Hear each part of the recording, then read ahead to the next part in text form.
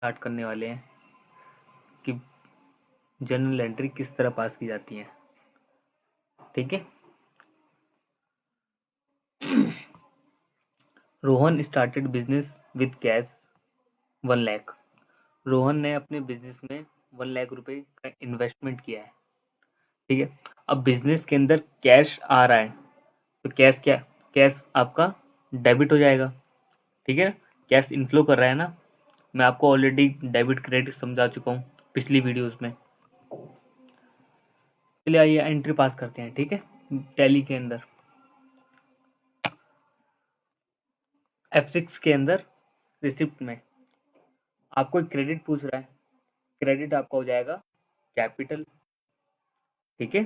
1 लाख से। और कैश क्या हो जाएगा डेबिट। क्लियर है। ये हमने सेव कर दिया। ठीक है। कैश आपका डेबिट हो। आपको हमेशा कैश की तरफ से सोच के चलना पड़ेगा कि आपका कैश इनफ्लो हो रहा है आउटफ्लो हो रहा है। क्लियर है। इसी तरह है परचेज फर्नीचर फॉर कैश ₹4,500। ठीक है। आपने फर्नीचर खरीदा है तो इस केस में क्या होगा, आपका कैश जो होगा वो आउट हुआ होगा, आउटफ्लो हुआ होगा। और क्रेडिट तो इसके अंदर हम जाएंगे F5 पेमेंट में। ठीक है। आपने फर्नीचर परचेज किया है, डेबिट किया। क्लियर। 4,500 का। अब क्रेडिट क्या हो रहा है आपका कैश। कैश आपका कम हो गया। क्लियर। आगे आगे चलते हैं हम। कैश सेल्स 16,500 या इसे बोल सकते हैं sold goods to debtor on cash. आपने कैश में अपना कुछ भी या तो गुड्स या सर्विस का सेल करा है। तो जब आप सेल करते हो तो आपको पास कैश आएगा ना। तो कैश क्या कर रहा है इनफ्लो, यानी कि आपका कैश डेबिट होगा। डेबिट कहाँ पे होता है F6 के अंदर। आपको कैश रिसीव हो रहा है। क्लियर है। आपने सेल्स किया। ठीक है। 16,500 का 16,500 का आपको कैश रिसीव हो गया।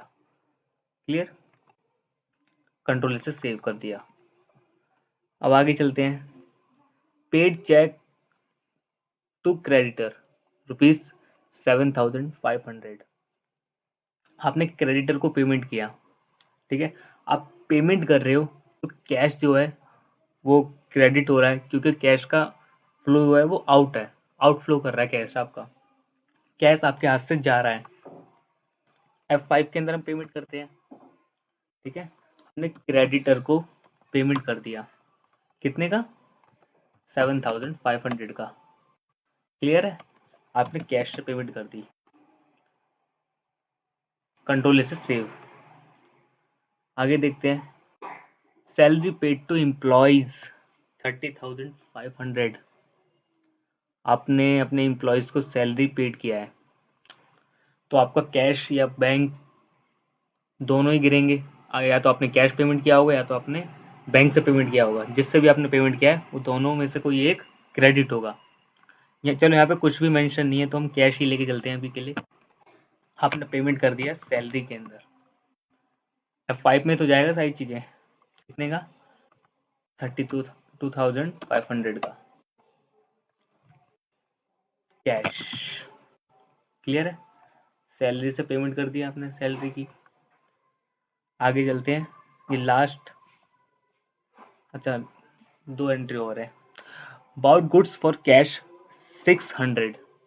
आपने गुड्स खरीदा यानी कि परचेज किया है ना, और पेमेंट भी हाथों हाथ कर दी। तो अब आप बताइए F5 या F6।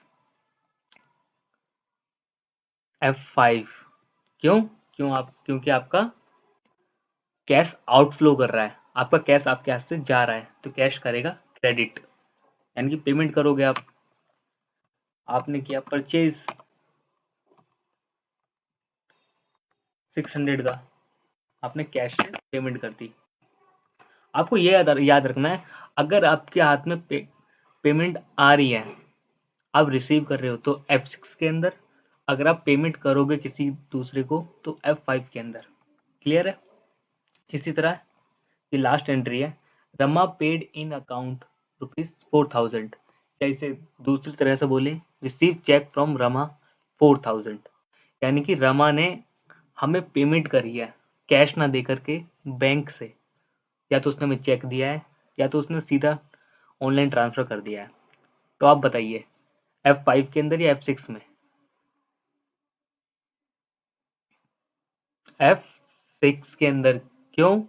क्योंकि ये आपका जो कैश है या बैंक अकाउंट है वो डेबिट हो रहा है। क्यों? क्योंकि हमारा कैश जो है वो इनफ्लो हो रहा है। क्लियर है? कैश इंक्रीज कर रहा है। तो F6 में फटाफट से एंट्री डाल देते हैं हम। F6 के अंदर रमा